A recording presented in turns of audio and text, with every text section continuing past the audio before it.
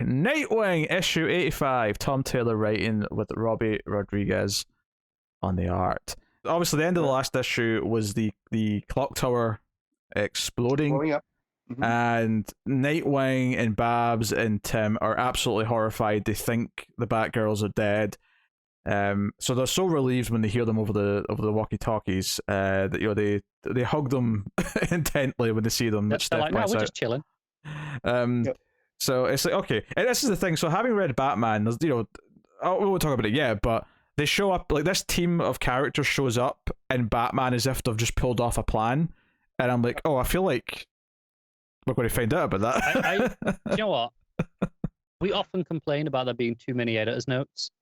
I wish there'd been an editor's note at the start of Batman saying, hey, maybe go read Nightwing first. This takes place after the events of Nightwing, whatever. Yeah. Just throw that on the first page, and I could have stopped and gone and read Nightwing. I would have appreciated that.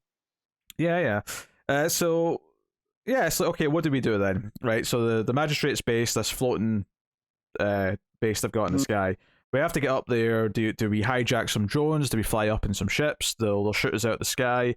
And it's like Nightwing who gets the idea of like, hey, they've got like jetpacks in their suits, so we can just steal it. Because that's the thing, in the Batman issue, you see them wearing parts of these suits. So there's clearly a story to it. There's like, wait, they've got all these suits on.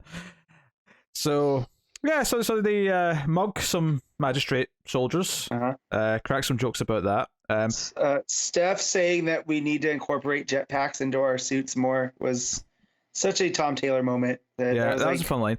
Honestly, probably one of my favorite moments of like art in the whole issue, because there are occasional moments like the art in the last two issues where the faces can be a bit weird or whatever. Yeah. But the panel when they're tricked into the alleyway, and it's the panel of Babs and Dick are on like the fire escape, but then you've got Cass all in shadows, Batman style, on the wall behind them. I really like that panel. I really like that panel. I really dislike the bottom panel of that page because I don't think it was very clear that. I mean, you can see the hair, but I don't think it's very clear that that's Babs's outfit. On the left, with the way the colors are done, it just looks like it's almost like Cass there twice. Because there's the face is completely in shadow, and there's no purple showing out. I believe the inside of Babs's cape is supposed to be yellow. That panel there, none of that came through, and I'm like, I feel like the artist drew Cass twice, and then was like, quick, throw on some red hair to fix it. That's fair. Top half of the page is really good though. It is. It's really good. And the other reason why it's probably wise to read this first is that this book actually ends with a sort of reveal of what Seer actually looks like. And it's kind of also thrown in Batman as if you're already supposed to know that this is what they look like. So that's kind of the other real reason I think you should definitely try and read Nightwing first if you hadn't. It doesn't match up perfectly with their appearance in Batman, it must be said. Like, because in Batman, they're all together, whereas in this book, it kind of feels like they split up before their plan goes into motion on the ship. Because Steph, Cass, and Tim go off to save all these kids. Like, there's kids of the rich families that have paid for protection. Real quick, is the girl that says, "Do you know Superman?" Is that meant to be Seer? Oh, hold on. Let me find the page. Yeah, where is that? That's on where it's the sirens going off. And I think it is. I think it is. I didn't pick that up until I was just skimming through right now because of the green glasses. Yeah. No, I think it is. I actually like that even more now that she slipped away under their nose. Because that's before the reveal of who Seer is, right? Yeah. You see her properly at the end, all evil, grinning and whatnot. I dug there's a moment where they sort of intimidate, like some of them say, hey, we don't want to do violence in front of kids, and it's like just Cass just cracks her knuckles behind Nightwing as like Nightwing's like doing the trash talk effectively. Yeah, that's great. I dug that a lot. I think like there's a few writers and artists who are really good at getting Cass, and I think this book has done a good job with it. Because she communicates through motion, right? And so you kind of want an artist that can do that. And just the whole knuckle crack. And also just the short responses, because early on when Tim says something to the effect of, did we just like lure a bunch of people into an alleyway and mug them? And Cash just matter of fact goes, yes. Like without hesitation. Also, But with the knuckle crack scene, I mean, it's the same pose, but just with the way that it works with the sound effect and even just the subtle motion from Dick, that it just really works with her because I'm so used to her speaking through her body language. And then just the don't fight, just run. That's menacing. There's only a few characters in DC that tells you that can send a chill down you, and she's one of them. Yeah, for sure. So the one inconsistency with Batman is that it's just Babs and Dick that kind of confront Simon Saint, and they've already got the armor off. So there is a slight inconsistency there. It's not a big one. It's kind of like, it almost feels like in Batman it's sort of trying to get across the, like, okay, this is how they get up to the station, and we're establishing the fact that all of these characters are here. But when you actually read what happened in Nightwing and it's in more detail, no, they've actually split up a bit before that, and it's a bit more intricate. Could have just done with a little bit of editorial oversight, is what we're saying. Yeah. So they're looking for Seer because they know she's up here, but and even Simon has no idea what they're really talking about, and he tries to be a little dick about it, but they knock him out. Yeah. Did you get RoboCop vibes from him here? Oh, you mean like the head of OCP, like? Yeah. I see what you're saying. Just being a sniveling little rat that can't even actually fire a gun properly without getting his ass kicked. Like, thoroughly enjoyed that vibe for Saint here, because up to this point, like up until everything started going bad, he seemed like this cool, collected type.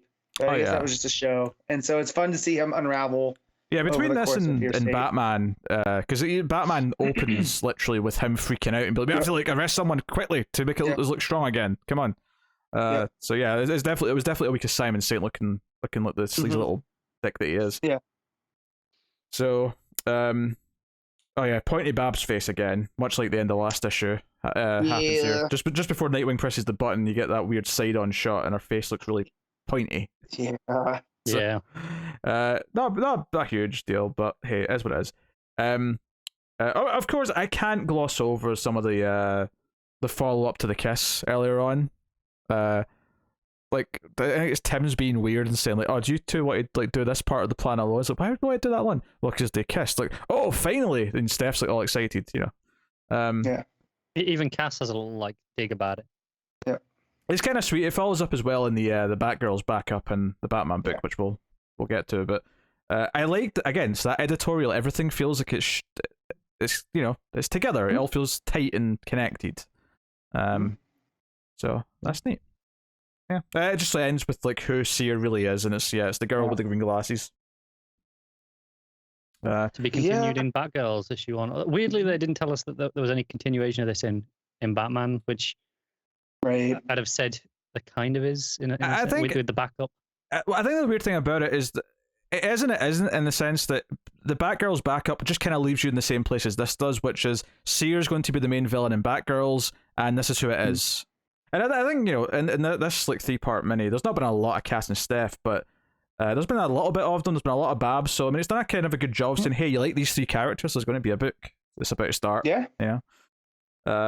So a decent job. Every issue this week had the sneak preview as well, which is like the first, I don't know, 4 or 5 pages, whatever it is. So this was a fun end to this little mini tie-in arc. Sets up Batgirls pretty well. The Babs and Dick have some nice moments. It's not as good as the ongoing proper, and that was always kind of true, but it's just pretty solid tie-in. As tie-ins go, it's on the upper end of the scale. Yeah. I mean, it still feels part of Fear State, but it still feels like a self-contained Nightwing story. Honestly, which is a nice balance. I would argue that it feels more like a decent setup for Batgirls than it does a tie into Fear State. Like, it feels more leaning towards that. True. It's quite impressive how it's balanced being a Fear State tie-in, which it clearly is. Mm-hmm. It's managed to still continue being a Nightwing book and continue, especially the Nightwing and Babs stuff, and also set up the Batgirls book in pretty well in the space of 2 issues. It's done all of that without feeling overstuffed. Yeah, that's quite impressive. And I'm not saying that everything needs to have multiple lead-ins, but I think having the Batgirls backup, having a little bit in main Fear State, and then a lot in this Nightwing tie-in arc, makes Batgirls inherently feel more important as a book that's launching, because it feels like multiple things of like more than one path has led to it, and because of that, it feels like a slightly bigger deal. Well, it even started, didn't it? Start in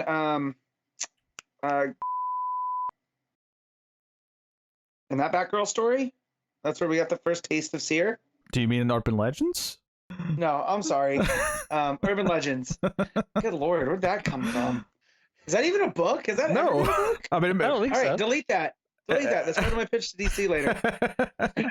I mean, if you tell me there used to be a book at some point called I believe you. Yeah. Like, it sounds plausible, but I meant Urban I don't Legends. remember so, it though. If Yeah. there was one. Yeah. It started in Urban Legends, and then it went through the backup, and then through Nightwing, and now into the Batgirl. So yeah, it feels like there's this thread. no, fun time. Art is got some good moments. It's also got some wonky moments, but that's been consistent with the last 2 issues. So I assume we're back to the regular artist next issue with Nightwing. Mm-hmm. I hope so.